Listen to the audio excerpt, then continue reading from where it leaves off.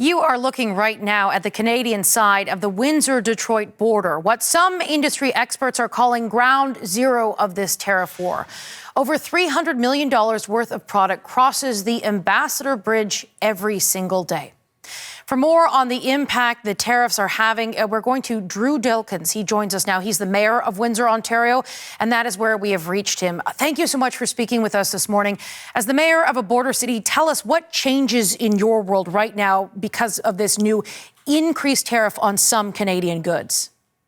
Well, Katie, these are things we can't control, and that's part of the problem here. Donald Trump is trying to bring all of Canada, and certainly our community, being the auto capital of Canada, to bent knee. And so these continued threats, these continued changes of tariff rates cause uncertainty. Uncertainty causes people in my community, to start saving for the rainy day and to put money aside. And in the piece before you went to break, you can hear some of the concern that folks have for their jobs and their livelihoods. It's not great. I'm still hopeful and supportive of Prime Minister Carney that they'll be able to reach a deal, because at the end of the day, especially in the auto space, we have created with the United States a tightly integrated, vertically integrated economy here, and it's regional. It's not Canada v. U.S., it's Canada, United States, and Mexico working together. I want to ask you in a moment more about what you want to see from the federal government. But before we get there, the increase on tariffs, it's only related to specific goods that are not compliant to the new Canada-U.S Mexico Free Trade Agreement. But some of the tariffs that are not changing in this moment, tariffs around steel and aluminum, there are some carve-outs for the auto industry, but it's complicated, and it's certainly not making it easy for the auto industry to sort of navigate this. I'm wondering if you could paint a picture for us of just what this uncertainty and how these tariffs are affecting your community. Yeah, so just think of the the steel and tariff on autos and the input cost of adding tariff rates into that. And you see what's happening, Katie. Even this week, Stellantis announced their quarterly loss, and it was in the billions of dollars. And they're not the only automaker who's in that position. And so you are starting to see these costs escalate. Obviously, one quarter is one quarter, but that can't continue. They're going to look to cut costs, of course, or they're going to look to pass those costs on to consumers. And ultimately, we have always said that a tariff on Canada is a tax to American consumers, and American consumers will ultimately pay the price. And so it's starting to happen. You're starting to see the pressure rise across the board in the United States.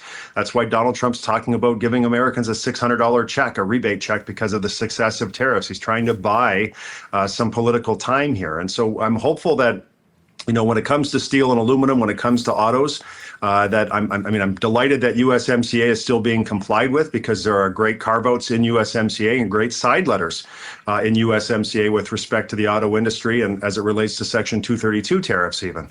And so we need the time to find the pathway that's going to allow everyone to continue making great vehicles in all three countries, because we've been doing a great job for decades now, and we've proven that the free trade agreements that we have in place have worked to the benefit and the success of all three countries.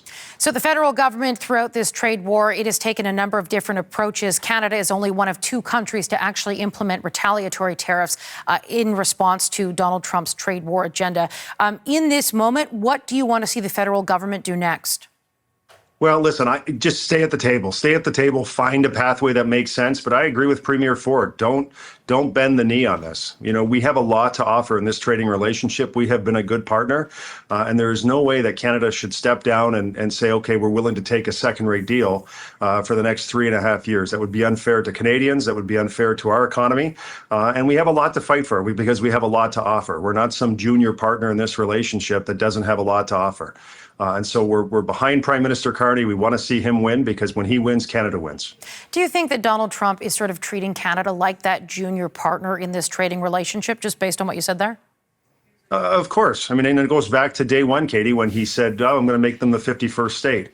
What president would ever say that? It just shows how he views Canada. And so at the end of the day, for those who watch Game of Thrones, it's all about the bent knee.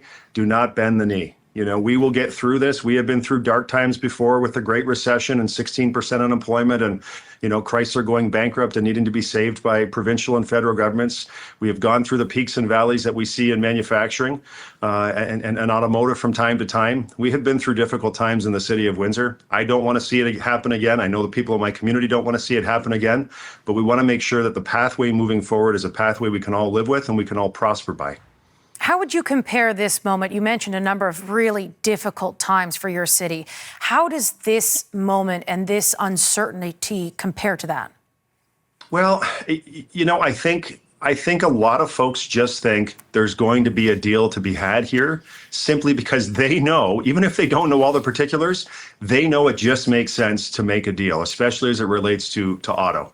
And so I think people are still hopeful because they don't understand why a deal couldn't be made. If you look at the United States, Katie, and you look at the president's message about wanting to repatriate all of the jobs back to the United States, that assumes that these automakers have billions of dollars in capital sitting idle waiting to be deployed to build new factories in the United States. That's not true because it's not the most productive use of capital. It also assumes that the United States has all of the people waiting to take those jobs. They have 4.2% unemployment. By any economic standard, that is full employment in an economy. So where are they going to get the people if they were able to repatriate all of those factories? And it also is ignorant of the fact that in Windsor, Essex, we have the North American leader. We are the North American leader in the tool, die, and mold sector. And so that is expertise that has been built up since the early 1900s when Henry Ford crossed the Detroit River and opened his first factory in the city of Windsor. That labor mobility is not mobile. That doesn't have the ability to all of a sudden go to work in Detroit tomorrow.